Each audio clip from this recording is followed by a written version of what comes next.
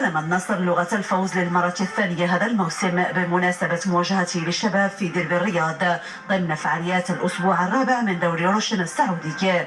النصر تقدم في النتيجة من علامة الجزاء في الدقيقة 13 بلمسة نجمه البرتغالي كريستيانو رونالدو.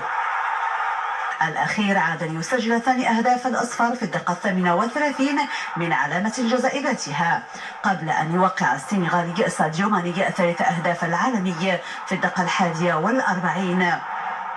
ومع حلول الدقيقة 63 عبد الرحمن غريب يضيع ركلة جزاء للنصر بعد اصطدام تسديدته بالقائم الأيمن. محنة الشباب ازدادت تفاقما بعد طرد الأرجنتيني إيفر باينيغا قبل انتهاء زمن المباراة ب14 دقيقة. وفي الدقيقة 80 أنهى سلطان الغانم رباعية النصر ليصير رصيده 6 نقاط، فيما تدحرج الشباب إلى المركز 17 برصيد نقطتين دون غيرهما. فاز فريق الجيش الملكي على الشباب المحمدية بهدفين دون رد في المباراة التي دارت على بساط ملعب البشير بالمحمدية. هدف المباراة الأول سجل بأقدام إسماعيل غورو في الدقيقة 70 من عمر المباراة. بعدها بدقائق أعلن حكم المباراة عن ضربة جزاء لفريق الجيش الملكي، حول محمد ربيع حريمات لهدف ثاني لفريق الجيش.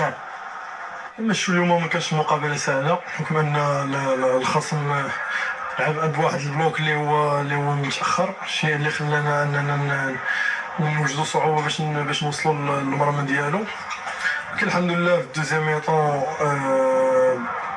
طريقه اللعب ديالنا استطعنا اننا نخلقوا واحد ديزيكيليبر بالنسبه للخصم، والشيء اللي خلانا نسجلوا في جوج الاهداف لا في اللعب ولا عن طريق ضرب الجزاء. لتنفذ المباراة أنفاسها بفوز فريق الجيش الملكي بهدفين دون رد. غدا الخميس بداية من 11 صباحا بمركب محمد السادس لكرة القدم بالمعمورة سيكشف من خلالها عن لائحة اللاعبين المدعوين للمباراتين المقبلتين للمنتخب الوطني. سيواجه المنتخب الوطني منتخب ليبيريا في 9 من شتنبر المقبل بداية من 8 ليلا بملعب أكادير الكبير ضمن الجولة السادسة والأخيرة من تصفية كأس أفريقيا للأمم المرتقبة بالكوت ديفوار مطلع العام المقبل، قبل أن يجري الأسود بعد ذلك اختبارا وديا ضد منتخب بوركينا فاسو في 12 من شتنبر المقبل على ملعب بولارس ديليليس بمدينة لانس الفرنسية في 7:30 مساء. مغادر ووافد يعود الوداد الرياضي إلى ملعب مركب محمد الخامس ليرفع ستار موسمه الجديد باستقبال الفتح الرياضي بمناسبة أسبوع أول من البطولة الاحترافية. أريد له الإرجاء بفعل التزام الفريق الرباطي في مسابقة كأس الكاف.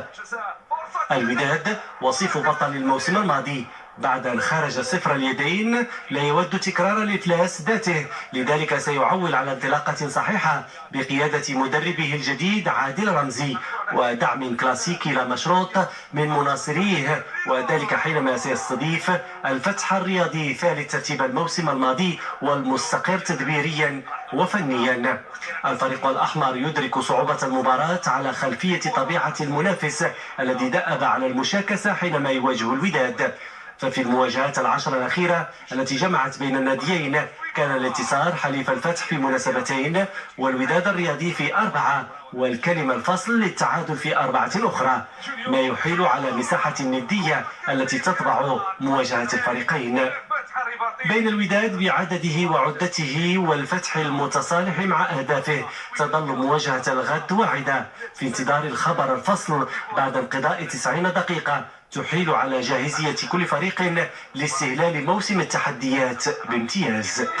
توجت عناصر المنتخب الوطني للكرة الطائرة الشاطئية لأقل من 21 سنة بلقب البطولة الإفريقية بعد تغلبهن في المباراة النهائية على منتخب نيجيريا بجولتين لواحدة في مباراة تميزت بالقوة والندية في جل أطوارها، حاجزين بطاقة التأهل والعبور إلى بطولة العالم للكرة الطائرة الشاطئية لأقل من 21 سنة التي ستحتضنها تايلاند شهر نوفمبر المقبل.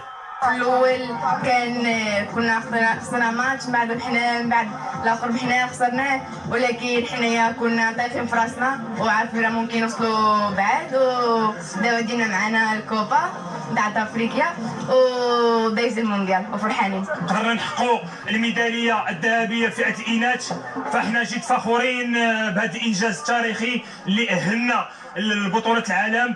وكنبغي نشكر الاطار الوطني سي محمد عبيشه، والحمد لله الجامعه وفرت لنا كاع الظروف اللي كانت ملائمه وقدرنا نحققوا هذا الانجاز هذا.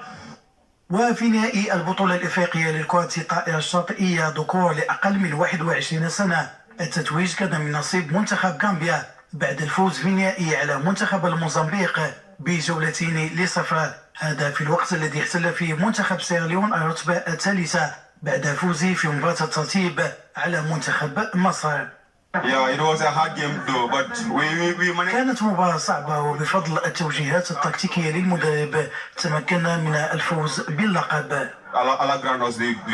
مش جديد على المغرب انها تنظم بطولات كرة طايرة شاطئية بالمستوى الذي يضاهي بطولات العالم تنظيميا وتحكيميا ومشاركاتها الكثيرة، في ظل وجود السيدة بشرى حجيج رئيسة الاتحاد الافريقي للكرة الطايرة. مزيد وكل مرة بنيجي هنا المغرب بنشوف الجديد في تنظيم بطولات الكرة الطايرة الشاطئية. البطولة الإفريقية للكرة الطائرة الشاطئية لأقل من 21 سنة كان لها كل الوقع الإيجابي على العناصر الوطنية المقبلة على المشاركة في العديد من الاستحقاقات الدولية بمن فيها بطولة العالم للكرة الطائرة الشاطئية لأقل